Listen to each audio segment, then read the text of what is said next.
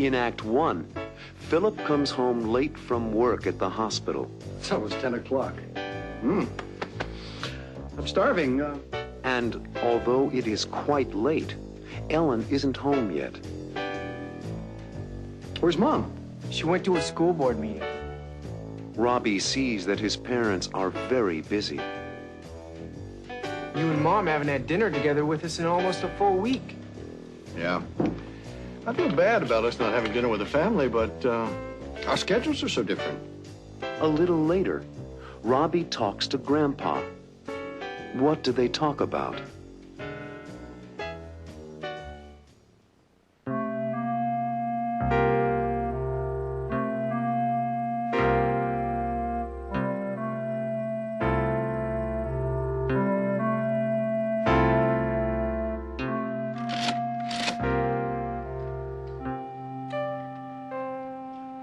Where's Mom? She went to a school board meeting. I don't know how she does it. She sure keeps busy. Well, it's important to her. There are lots of places to go, lots of things to do. She can't sit around and do nothing. Philip works late. I guess you're right. I wish I had her energy. Anybody home? We're in here, Dad. Oh. Hi, gang. Hello, Philip. How was your day? Oh, my day was just fine. So was my night. It's almost 10 o'clock. I'm starving. Where's Mom? She went to a school board meeting. There's a note for you on the refrigerator. Oh?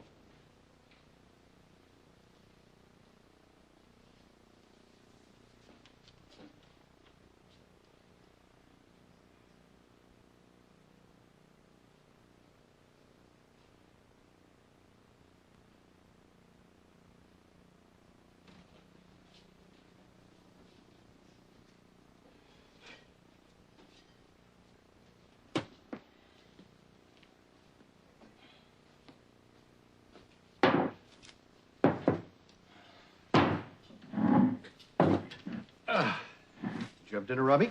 Yeah. Mike and I had a hamburger at the diner. I came home a little while ago. You've been working late almost every night this week, Dad. Aren't you exhausted? I don't have time to be exhausted. You and Mom haven't had dinner together with us in almost a full week. Yeah. I feel bad about us not having dinner with the family, but our schedules are so different. Either I'm at the hospital doing paperwork, or Mom is at a committee meeting. I frankly don't know what to do about it. I'm worried about you and Mom. You really have been working too hard. Well, I think I've had enough of that sandwich. You didn't finish it. It's not good to eat before going to bed. Cookie can't hurt, though. Well, I'm heading off for bed, and a good night's sleep. Well, good night. Good night, son. Good night, Dad. I'm going to bed. Good night, Philip. Haven't you finished balancing that checkbook? I found another mistake. I'll be off to bed myself in a minute. Okay. Night.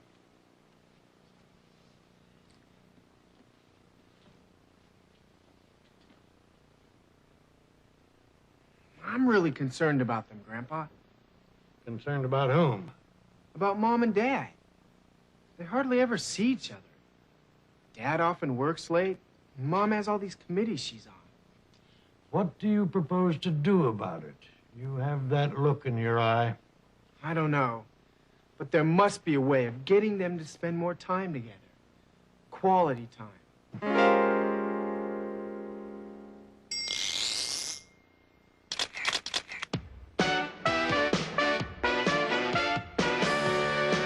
Home late after working all day. I was hoping to find you, but you were away. You left me some dinner, something to eat, but I won't be waiting up, 'cause I gotta get to sleep. I'm gonna get home late after working all day. I know you'll be home, but I'll miss you anyway. I hope you find my note and have something to eat. I really wanna see you, but you'll be asleep. We never seem to have any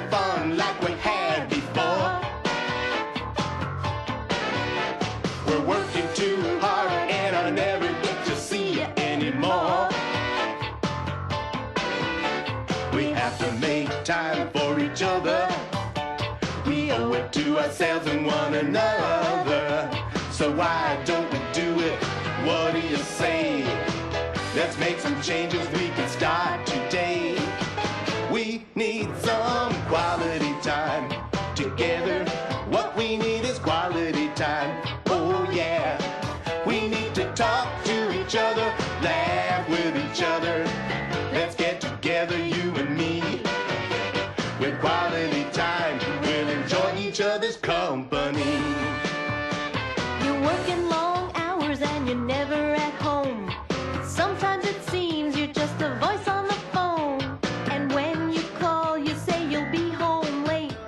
You're always missing dinner 'cause it just can't wait. My job keeps me busy and I know you're busy too. I really want to spend more time with you. I'm getting up early and I'm coming home late. If I want to see you, I gotta make a special date. We need some quality time together.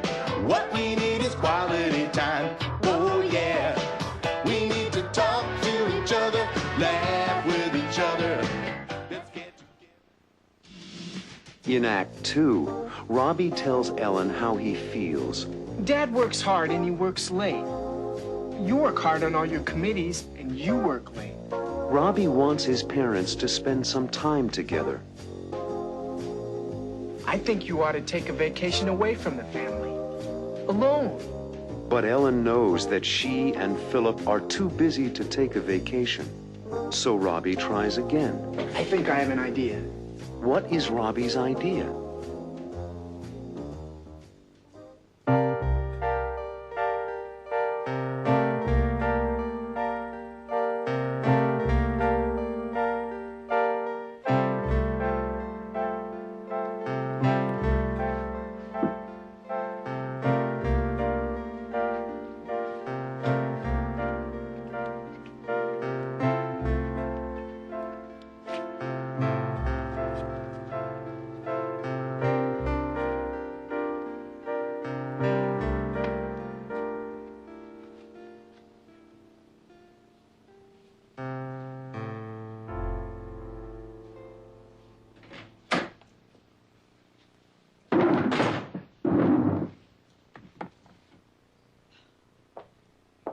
Hello there, Robbie.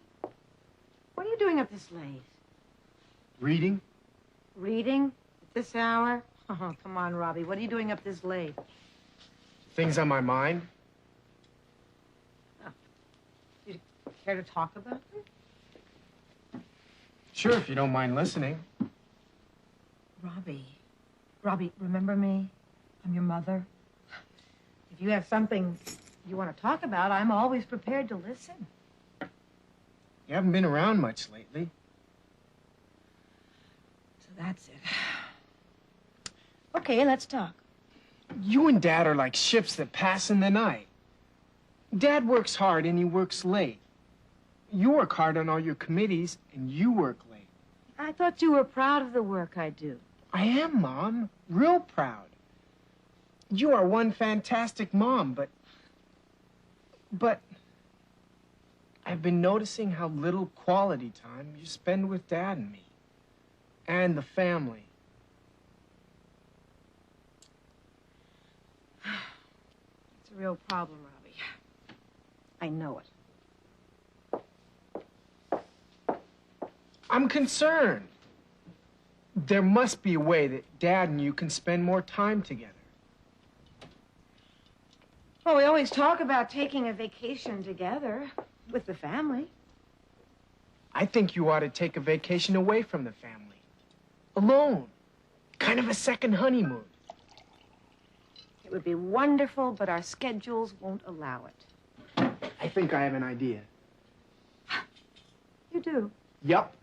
I think I have an idea that will bring Dad and you together in a more scheduled way. Well, what is it?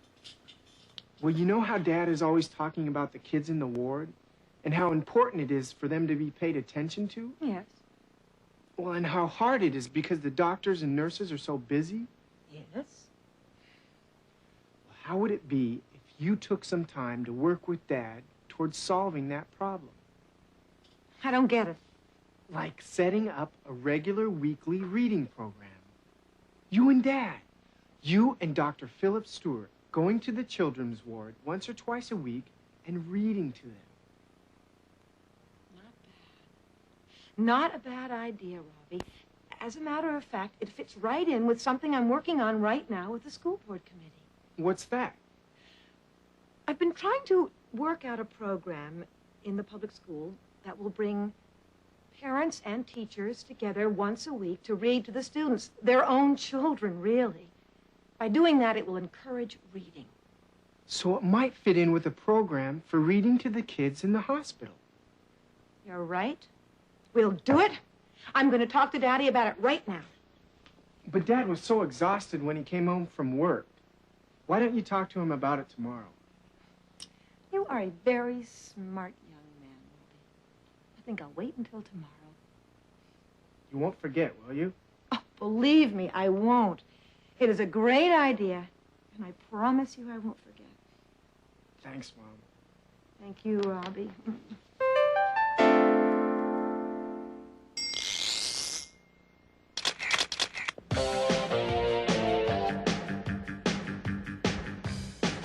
I don't get it.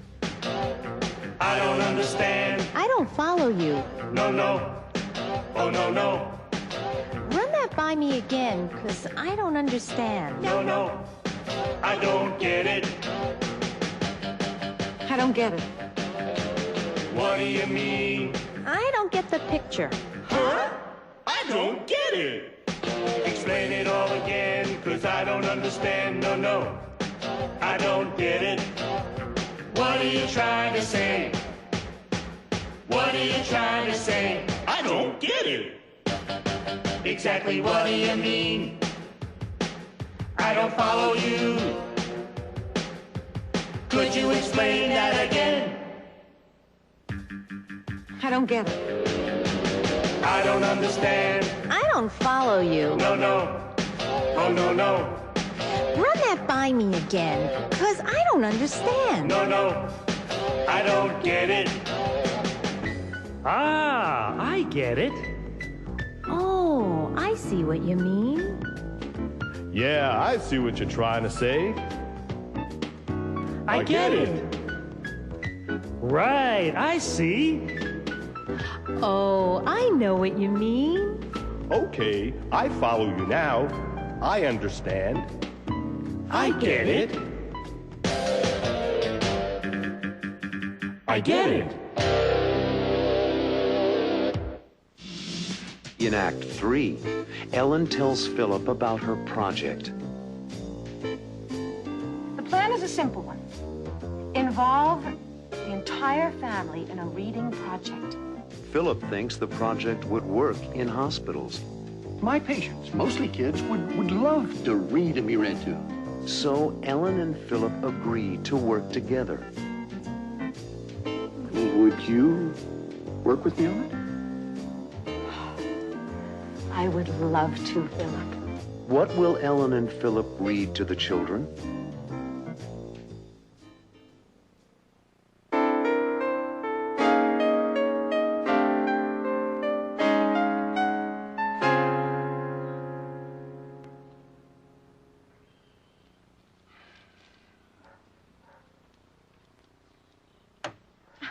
Good morning.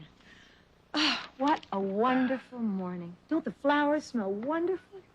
Good morning, Ellen. Yes, they do. That's why I'm reading my paper and having my coffee on the patio this morning. Ah, it does smell sweet. How was your school board meeting last night? You must have come home very late. Did you find the sandwich I made for you? Thanks, dear. I was so tired I didn't even finish it. Philip, I've been working on a special project with the school board, and I'd like your opinion about it. What is it? I've been trying to find a way to encourage reading. Good luck. Oh, I think I may have found a way to do it. Yeah, tell me about it. I work with families every day, Ellen. I see how people spend their leisure time, young and old. All right. Mostly watching television. Mm-hmm. Well, that would be okay if, and I repeat, if people took the time to read. I couldn't agree with you more.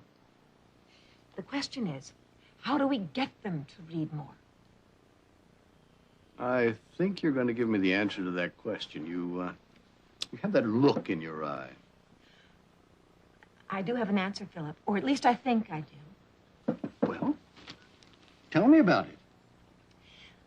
The plan is a simple one. Involve the entire family in a reading project. In the home? Yes, in the home, but first in the schoolrooms. Interesting. But how do you plan to do that? By arranging with the public schools to schedule 1 hour a week to start with. During that time, parents are invited to attend and to read along with the children, their children. It can go beyond the school system, Ellen. Really? I guarantee you it would go very well in the hospitals. Yes, my patients, mostly kids, would love to read and be read to. You think so? I know so. Maybe we can experiment with your patients and see how the plan works. I love the idea. Would you work with me on it? I would love to, Philip. And that way, we'll spend more time together, Ellen. We just don't see each other anymore. You and I are very busy these days. This is true. We need to find time to be together more, to do things together more. You and I. This would be a wonderful way to accomplish that. I have a question. Yes. What do we read? To the patients in the ward? Yes. Well, you and I talk about it. What would you like to read to them?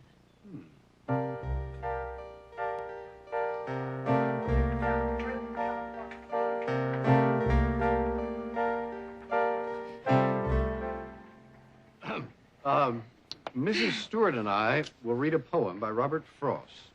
It's called Stopping by Woods on a Snowy Evening. Would you begin, Ellen? All right. Stopping by Woods on a Snowy Evening by Robert Frost. Whose woods these are, I think I know. His house is in the village, though. He will not see me stopping here to watch his woods fill up with snow. My little horse must think it queer to stop without a farmhouse near. Between the woods and frozen lake, the darkest evening of the year. He gives his harness bells a shake to ask if there's some mistake. The only other sounds, the sweep of easy wind and downy flake. The woods are lovely, dark and deep. But I have promises to keep and miles to go before I sleep. And miles to go before I sleep.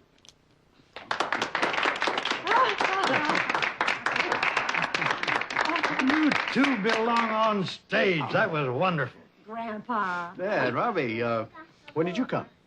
We've been listening to you both. These are lucky kids. Do you enjoy reading together? Well, we may read together aloud at home. You were right, Robbie. I know.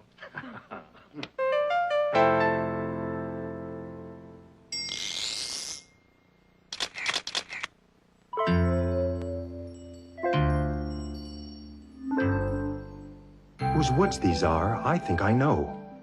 His house is in the village, though. He will not see me stopping here to watch his woods fill up with snow. My little horse must think it queer to stop without a farmhouse near, between the woods and frozen lake, the darkest evening of the year. He gives his harness bells a shake to ask if there is some mistake. The only other sound's the sweep of easy wind and downy flake. The woods are lovely, dark and deep, but I have promises to keep and miles to go before I sleep. and miles to go before I sleep. Whose woods these are, I think I know. His house is in the village, though. He will not see me stopping here to watch his woods fill up with snow. My little horse must think it queer to stop without a farmhouse near. Between the woods and frozen lake, the darkest evening of the year. He gives his harness bells a shake to ask if there is some mistake. The only other sound's the sweep of easy wind and downy flake. The woods are lovely, dark and deep, but I have promises to keep, and miles to go before I sleep, and miles to go before I sleep.